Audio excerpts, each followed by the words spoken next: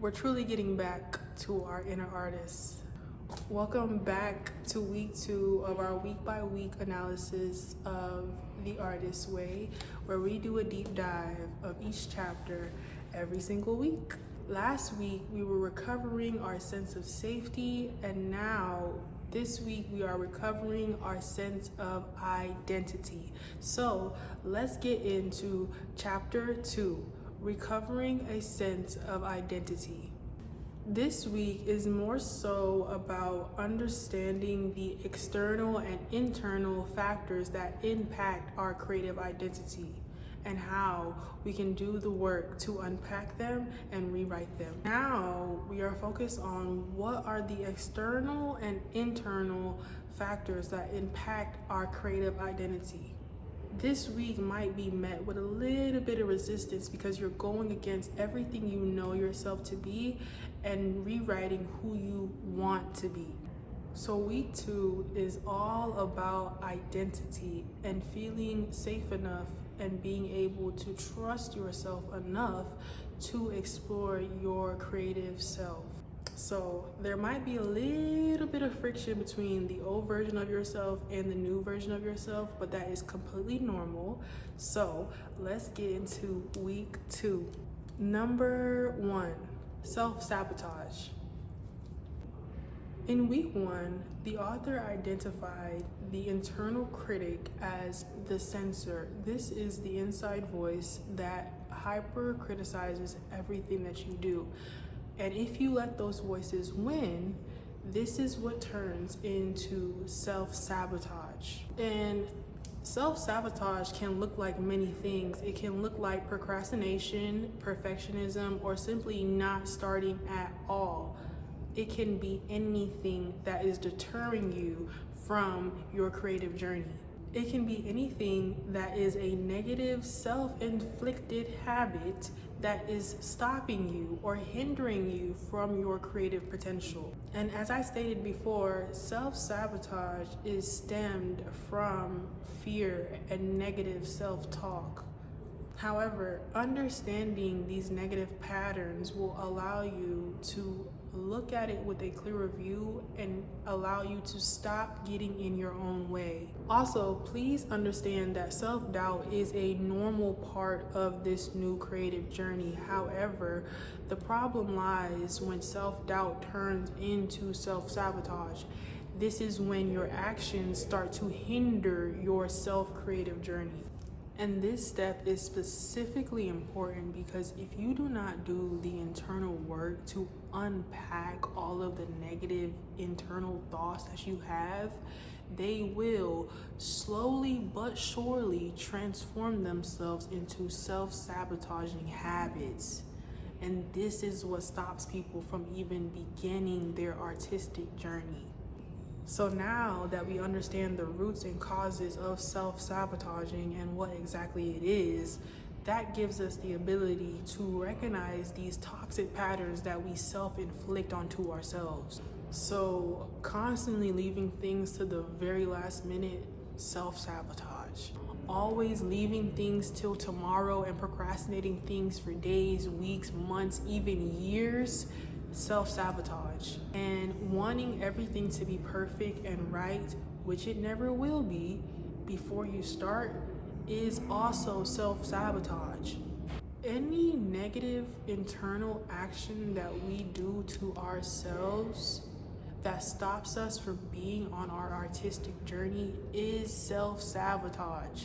So now that we've discussed the internal factors that affect our creative journey, now let's discuss things that might not be in our direct control, but we can control how it affects us. Number 2, external validation. External validation is one of the hardest blockages to overcome because it has been embedded into us since we were literal children. Whether it be a teacher telling you good job or a parent giving you positive reinforcement, it is human nature to desire external encouragement. So wanting this is not necessarily a bad thing. However, listening to too many outside influences on your creative journey is going to stop you from being able to hear your own internal creative voice. And to be able to fully understand this, you have to blur the lines between criticism and compliments. They are the same exact thing. And no, that does not mean that you can never listen to anybody else and that you should only listen to yourself. It really means that you should not give the same amount of power to external voices that you give your own. Somebody else's emotions, opinions, thoughts, whatever it may be, should not have a significant impact on your creative journey. Therefore, your internal creative voice should be the strongest driving force that impacts your creative decision making. And this step is especially important because not everybody is going to be encouraging you on this new journey. If somebody is blocked internally within themselves, or they have limiting beliefs, seeing you trying to change that and transform that is going to disrupt something in their spirit. This is why you cannot let good or bad external validation impact your internal thoughts. So when people start projecting their own self-doubts and criticism onto you, you have to learn to not internalize any of it, good or bad. And I'm not saying that you should never listen to anybody in your life and that everybody in your life is a hater and that nobody's gonna love you on this creative journey. That's not what I'm saying. What I'm trying to say is that your internal voice has to be the strongest. You have to be your own critic. You have to be your own source of encouragement. You have to be the one late nights to tell yourself to keep going. Nobody else is going to do that. And so now that we understand the internal and external factors that impact creativity, we need to shift how we see creativity itself. Number 3, creativity as self-care. And as I've said multiple times, your inner artist is a child.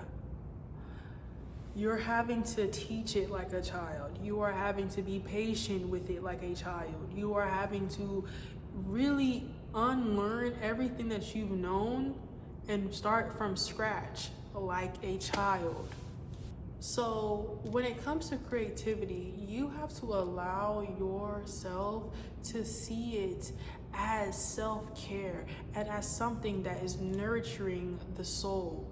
When we are on our creative journey, so many negative thoughts and actions and habits come to the surface and really puts our body into flight or flight mode. So it is our job to making our inner artist, our inner child, feel safe enough to come out and be the authentic version of yourself.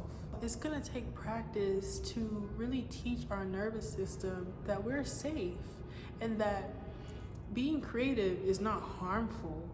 It is not hurting us. It's not painful. It is our birthright. It is what we're supposed to be doing. The author states, "The great creator has gifted us with creativity. Our gift back is our use of it."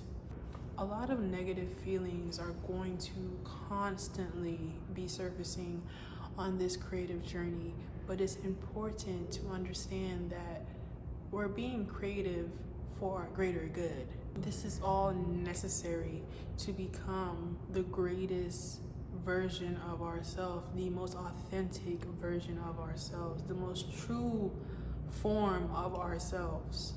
This is a result of doing the internal work. So you really have to train your mind that you're okay, you're safe, and this is what we need to be doing. And also understanding that the universe, God, whoever you believe in, is with you on this journey because God gave us the ability to create. And so when we are on this journey, God is with us through every step of the way. The artist states, one of the things most worth noting in a creative recovery is our reluctance to take seriously the possibility that the universe just might be cooperating with our new and expanded plans. So this week is truly about just getting back to rewriting the script on who we know ourselves to be and how that looks in a creative identity. And we explore that through the themes of external and internal factors that impact our creative identity and what exactly creativity truly is. That is the summation of what week 2 was all about. So, number 1, self-sabotage. Number 2, external validation. And number 3, creativity is self-care. Understanding these 3 themes is going to allow you to reconnect with your internal artist, your internal child, and understanding who that is and what that looks like. So thank you so much for joining me this week, and please do not forget to do your daily morning pages and your weekly artist date. If you don't remember what that is, your morning pages is just when you brain dump on the page, 3 pages every morning, and just dump any thoughts, any internal, like anything inside of here, you need to get it on the paper. And your artist day is a weekly task that you do by yourself. It has to be by yourself. This can't be a friend hangout. A solo adventure that you do on your own to get back to your creative self and to spend time with your creative self. Do not forget to do those every week and every day. Also, don't forget to join me back right here next week for week 3, recovering a sense of power. I can't believe we're already on week 2. We're basically already halfway there, but I just want to thank you guys so much for joining me this week, and I will see you guys next week. And you better subscribe. I'm not playing with you. So I'm telling y'all, we already halfway there. 12 week is gonna go by like that. So just make sure that you're taking these videos week by week and not, doing too much on yourself. Bye. Love you.